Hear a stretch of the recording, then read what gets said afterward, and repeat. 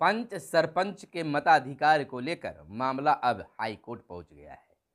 MLC चुनाव में मुखिया और वार्ड की तरह सरपंच और पंच को भी मताधिकार का अधिकार मिले, इसको लेकर अब मामला कोर्ट तक पहुंच गया है। कोर्ट ने साफ शब्दों में कहा है कि मताधिकार मामले में प्रधान सचिव के समक्ष अपना पक्ष रखें।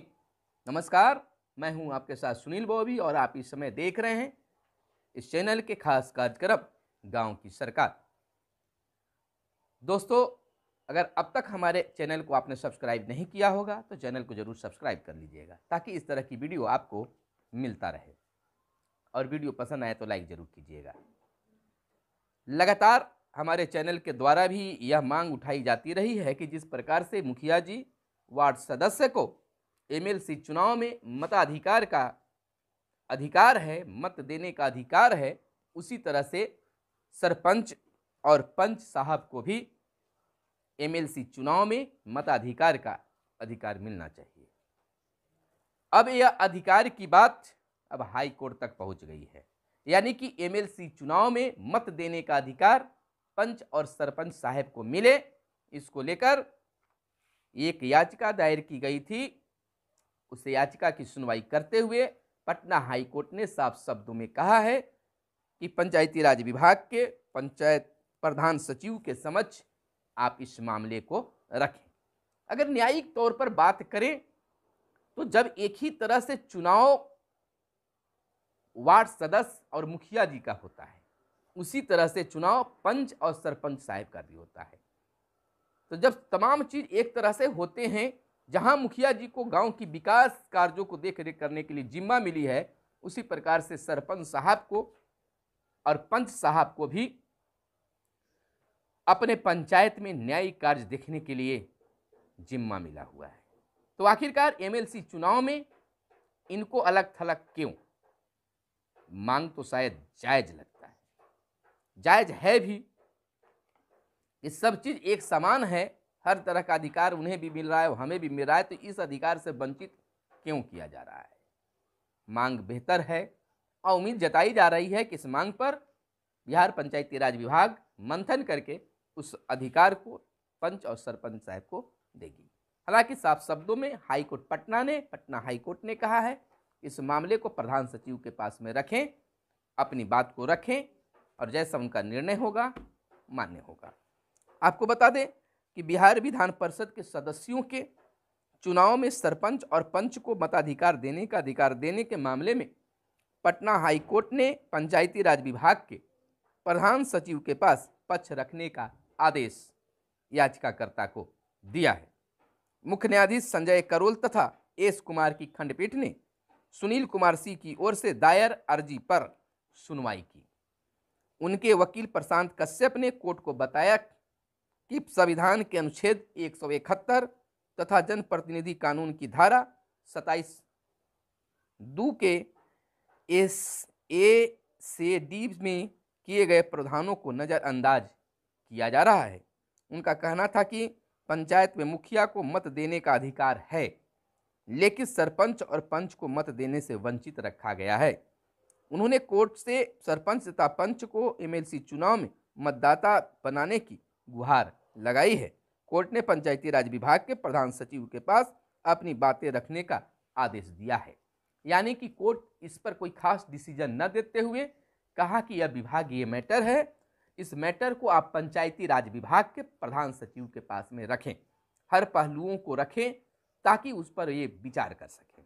जिस प्रकार से मुखिया और वार्ड सदस्य को एमएलसी यानी बिहार विधान परिषद के सदस्यों को चुनाव में मताधिकार का अधिकार है, उसी प्रकार से सरपंच और पंच का अधिकार क्यों मिले, इस पक्ष को आप रखिए और जैसा उनका निर्णय होगा उसके अनुसार कार्य किया जाएगा। यानी कि मत देने का अधिकार उन्हें मिलेगा या न मिलेगा, सरपंच पंच को मताधिकार मिलेगा या न मिलेगा, अब यह पंचायती राज विभाग के पास में एकाधिकृत हो गया है। हालांकि मांग लगातार उठ रही है। दूसरी बात, सरकार ने बहुत दिवा स्वप्न सरपंच और पंच साहब को दिखाया है। चुनाव के वक्त से अब तक सरकार और पंचायती राज मंत्री ने सरपंच और पंच को कहा है कि विकास कार्यों में भी उनकी भूमिका होगी। एक आदेश भी निकला था चुनाव के वक्त कि अब सरपंच साहब मुखिया जी के कार्यों की समीक्षा करेंगे। कृषि और अन्य विभाग भी इनको देखने के लिए मिलेगा, लेकिन अब तक इस पर कोई कार्य नहीं हो पाया, किसी प्रकार के कोई आदेश अब तक नहीं आ पाया है। लेकिन जहां तक विश्वस्त सूत्रों की बात माने तो उनका कहना है कि तमाम अधिकार जो है पंच और सरपंच साहब को ट्रेनिंग के बाद मिलेगा। ट्रेनिंग में तमाम अधिकारों को बारे में बताया जाएगा, उनको एक बुकलेट भी मिलेगा और खास अधिकार जो मिलने की बात विभाग के द्वारा किया गया है वह अप्रैल महीने से लागू होगी। यानी मुखिया जी के कार्यों की समीक्षा भी सरपंच साहब को करना होगा। कृषि जैसे गांवों के लिए उपयोगी विभाग जो है उसे भी देखरेख करने का अधिकार सरपंच साहब को मिलेगा। हालांकि न्यायालयीय कार्य से भी सरपंच साहब को फुर्सत नहीं रहता है, इस बात के भी मद्देनजर विभाग रख रही है। लेकिन इधर सरपंच लोगों की बात करें तो सरपंच लोगों की भी कहना है कि अगर विकास कार्यों से सरपंच को जोड़ा जाएगा तो सरपंच और बेहतर कार्य करने के लिए आगे आएंगे। अब देखना यह होगा कि पंचायती राज विभाग बिहार सरकार के द्वारा क्या क्या नई योजनाएं सरपंच और पंच के लिए जोड़ा जाता है, क्या और अतिरिक्त अधिकार दिए जाते हैं, ये तो आने वाला वक्त ही गवाह होगा।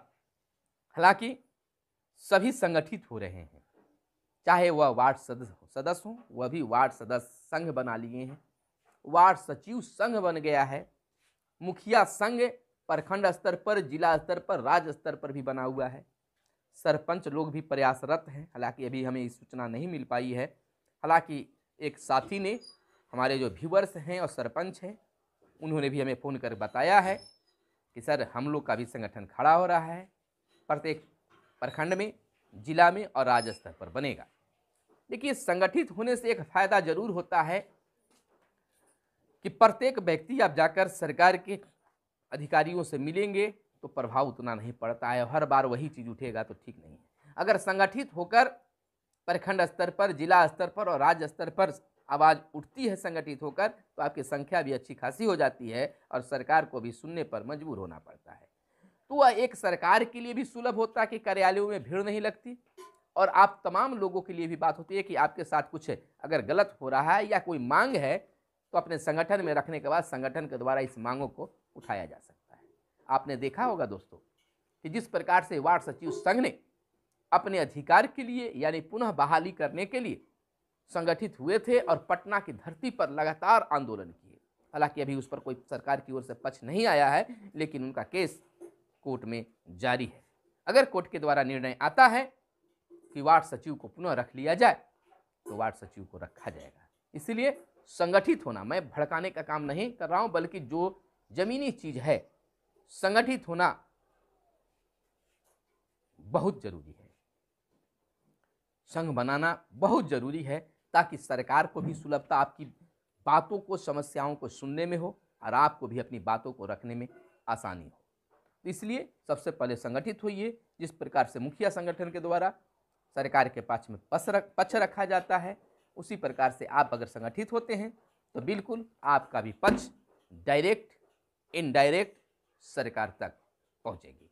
तो फिर दोस्तों आप हमारे साथ बने रहिए, और निश्चित तौर पर अगर आपका संगठन बन रहा है या बन गया है तो आप हमें सूचित करें, ताकि उसकी खबर आप तमाम सरपंच तक पहुंचाने में हमारी मदद आपको कर सके। तो अगर हुआ हो तो मेरे नंबर पर कॉल करके ज़रूर बता दीजिए, या फिर कमेंट बॉक्स में कमेंट कर बताइए कि सरपंच संघ का गठन हो गया है, उनका अध्यक्ष कौन है, सचिव कौन है, कोषाध्यक्ष कौन है, किस जिले के हैं, इन तमाम चीज़ों को बता दीजिएगा। तो हम अलग से सूचनार्थ रूप में एक वीडियो बनाकर सरपंच साहब पंच साहब को दूंगा। तो फिलहाल हमारे साथ बने रहिए, चैनल को ज़रूर सब्सक्राइब कर दीजिए। तो फिर मिलते हैं अगले वीडियो में, तब तक के लिए दीजिए इजाज़त। धन्यवाद।